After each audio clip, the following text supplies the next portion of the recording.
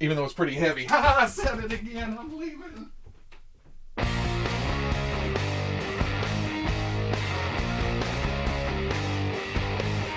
Okay people, welcome back to another Fwoosh review. Today let's take a look at the Bandai S.H. Figuarts Star Wars Mandalorian Heavy Infantry Mandalorian. And it's been almost 2 months since a Star Wars action figure review on this channel, and I was getting kind of... You would think Bandai would be pumping these things out. They've shown so many prototypes, and they didn't have as much as usual last year. And then I don't think there's... What is solicited after this? Not much, right? But that's okay. I'll take what I can get when I can get it, and if it's Paz Vizsla, I'll take another one of those too. Looking at the package, it's what we're used to with the S.H. Figuarts line. Big window showing you pretty much everything we get in there, except with the glare today. Bandai does a different color scheme for the packaging for each different Star Wars property. For the Mandalorian, it's kind of a goldish. On the side, promotional image of the figure. On the back, a lot more pretty promo pics. Oh, it's this one over here. Kind of gives you an idea of what the figure can do, what it comes with. Down here's some warnings. Choking hazard, don't put them in your mouth. On the other side, just more of that color scheme with the Star Wars logo, Mandalorian, that unpirateable hologram sticker. On the top, more the same. On the bottom, some legalese, some logos, barcode, your winning lottery number. But let's get this open, see what's going on here. Got the stand taped to the back, some heavy tape. Wait, we don't usually get stands with general release S.H. Figuarts, do we? Uh-oh, what is this thing? And there's a plastic protector piece between the abs and the torso. For a background, there's just sky. Oh, and instructions. Backpack goes on the back, the gun goes on the backpack. Blast effect, knife in hand. Okay, that stand does go around the jetpack. You guys know I love me some Star Wars, and I do like this figure, but like a lot of the S.H. Figuarts Mandalorian figures, or well, even some of the armored characters from the other movies, it has some frustrating parts to it. But I can't deny that the sculpt, the proportions, and even a lot of the colors are dead on to what we see on screen. The lines of the body armor, the thickness to it, it's almost intimidating. Very sharp sculpting on things like the shoulder pads, the armor plate, even under that up on the bicep. But then the softness to the wrinkles and the detail of the clothing underneath that with the browns and the grays, moving right into the hardness of another armor plate that's seen some wear and tear. On top of the base colors, which we'll get into here in a second, there's some silver marks here and there. The paint scraped off, the damage. Some of it's painted on, some of it is sculpted in. There's a ding right there, there's a ding right here. But then there's also some dents in places that aren't highlighted by silver. But that doesn't take away the dinginess or the dirtiness from the show. That classic, well-used Star Wars look. It's harder to see on the blues and the grays, but down here on the yellows, you can see there's a wash on top of it too to give it even more dirtiness. Also a lot of heavy silver at the knee pads. Even the boots look heavy. These grooves working their way around the toes, he could kick the Bandai went as far as to making these armor plates over the ankles separate pieces, and you could see the pin right there. So they are slightly articulated. They move around with the foot. But when it comes down to it, the movement of that just depends on where you have the foot positioned. In the overall scheme of things with the figure, it fits right in. On the left side, big, heavy yellow gauntlet coming down with the hose running to the flamethrower. But then on the back of the hand, there's the browns that's pulled in from the undergarment, the belt, the leathers, this other side. The back of the right hand has the blue that ties up to here. Another yellow piece of armor underneath the shoulder pad on the left. I love the asymmetry to it. And Mandalorian did that a lot throughout the show with different characters. Here, it's not as noticeable because of the colors, but it almost looks like the left side sticks out, but then ties in down here. The gunmetal grays for little pieces and parts on the front chest armor. Of course, there's a Mandalorian symbol tampoed on the left shoulder pad. Get around to the back, and it is clean, but a lot of this is covered up with accessories, with the jetpack. The butt flap is a sculpted rubbery piece. It's not as soft as I would have preferred, but given the heaviness, and I keep saying heavy, I know it's in the name, but that is the best descriptor for this figure. Overall, parts are heavy. On the front, there's the belt buckle. There's these, whatever these are, painted silver with some yellow dots in them. There's something in a pouch, his inhaler maybe, but again, silver paint up top. And like any good design, there's pouches on both sides. There's the brown ones towards the middle, the black out towards the sides, and they even painted gold on the clasps. I hate when they skip over tiny little details like that. I appreciate them going in, giving that a little color. And then up at the head, there's always something weird when I see this in 3D form. The sunkenness of the cheeks, or it's a little narrow compared to the rest of the body, but once I get over it or look at some reference art and realize that is accurate, I can't gripe much about it. It makes the rest of the body feel heavy. There's that word again. The sculpt here is super nice. It has the edges with the silver. Again, been through some battles. The triangles even have a little paint down in them, and then the silver things on the outside, whatever these are, distance, range finders, antennas. He gets FM radio. Even around on the back, there's some silver paint. There's some wears, there's some tears. As always, I have my gripes, I have my nitpicks, and the biggest one that just jumps right out before I even open it up is the yellows used on the armor pieces. And while I like the blues and the grays and the silvers and the gunmetals and everything, these are too yellow. They look like Caterpillar bulldozer parts, which again adds to the heaviness, but I'd prefer it to be the accurate brownish color. It's just odd that they get everything else pretty close. That almost makes it a bit cartoony. There's also a clunkiness when you're trying to pose this. You're not going to get down in a crouch position. But the biggie for me, as much as I like that they made these separate armor pieces here on top of the foot, they get in the way of forward angle. You can only tilt the foot that far forward. And for a character that's going to be wearing a big jetpack with some hoses running off of it around to a big ass gun, you need all the stability down here you can get. Although they did make the toe joint very heavy, so if you do have to lean it forward and he's up on his toe, it is fairly stable. Also something when you're trying to stand the figure, the right leg goes completely straight. The left leg not so much, which doesn't help when you can't bring the foot any further forward than that. Don't get me wrong, it's not terrible. It's not the end of the world, but again, we're going to be adding some more stuff to this to make it more weighty.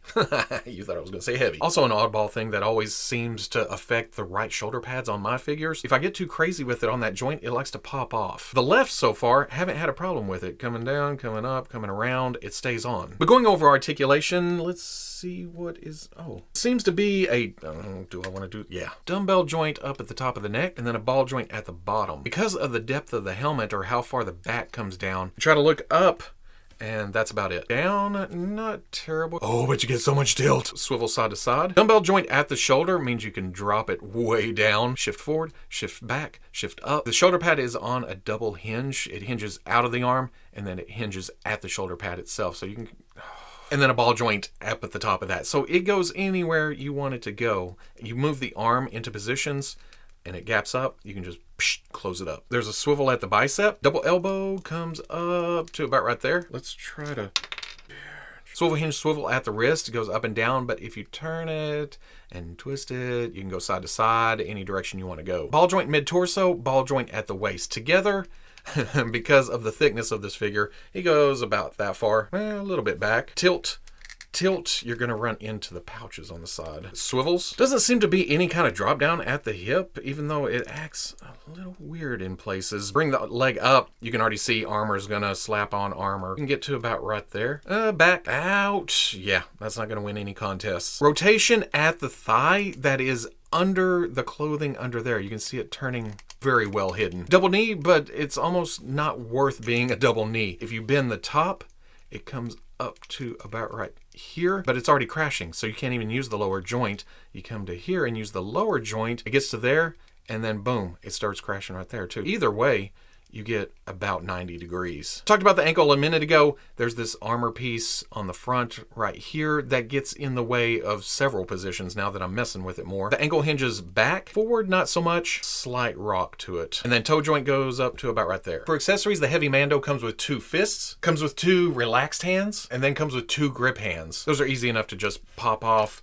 The ones that weren't on it in the package are tighter to put on, but little force. Boop. I guess I had forgotten it was coming with this knife, which now that I'm surprised by its appearance, I love it. I guess I didn't pay much attention to it in the show. I didn't realize it looked mostly like a bayonet. This just goes in his grip hand, stays in there nice. He can hold it that's about it. Trigger finger is on the left because of the gun. I don't really try to force the finger into that hole. It's the heavy Mandalorian. Of course, he's going to come with his heavy gun. I absolutely love the sculpting detail on here, and even though I don't think it's as accurate, the silver up on the barrels moving into the gunmetal of the body, it kind of matches the aesthetic of the knife. And when you get this out of the package, you think that's just attached with a peg, but it doesn't move because of how tight it is. But then I looked at the promotional images. One of them was in this position. It took some force, but this did loosen up and it does swivel. And with that, there's the hand on the grip on the back. The left goes on the front grip where the trigger is. It can be awkward to get into position, but once you do,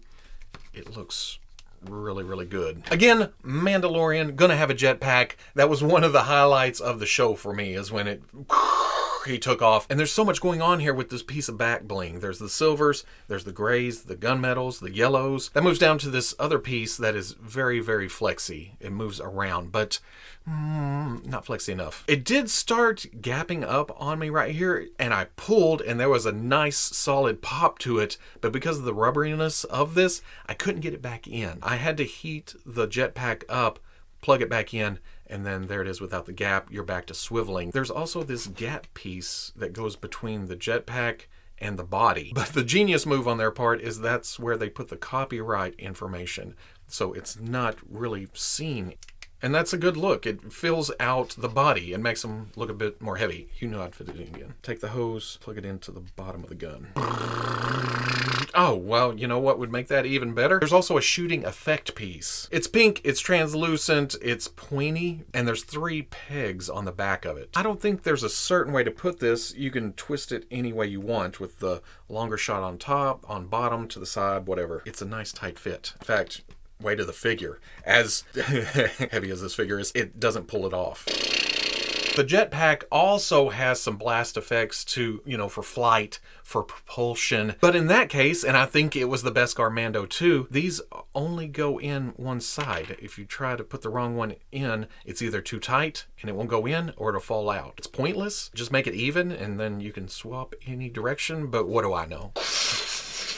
Get me.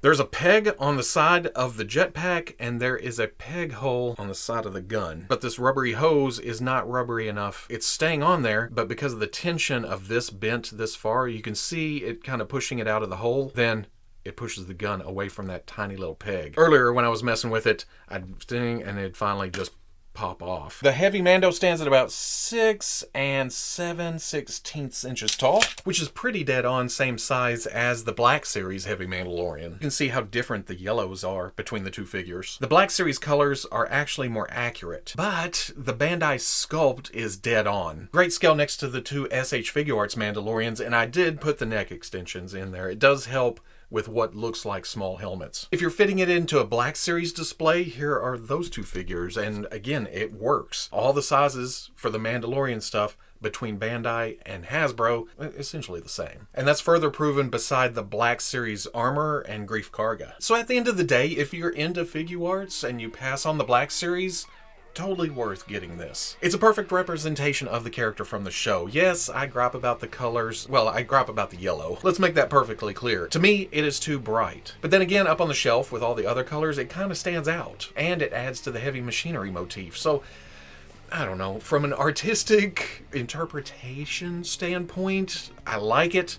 But when it comes to accuracy, I don't like it. Which is weird because I was going to say, if you have the Black Series figure, it's perfectly acceptable on the shelf and you can pass on this. It has that same presence, but the flip side is that the sculpt is not accurate. Then again, if you opted for that, you're saving $70, $80. So really it comes down to personal preference. If you collect Figuarts, grab this. If you collect Black Series, grab that. If you like to mix and match, that's a tough call between the two. I think I would go with this, or maybe the Black Series, or this, or the Black Series. I'm undecided. I'm going to end it right there as I'm on the fence. Just take everything I've shown and you make the decision.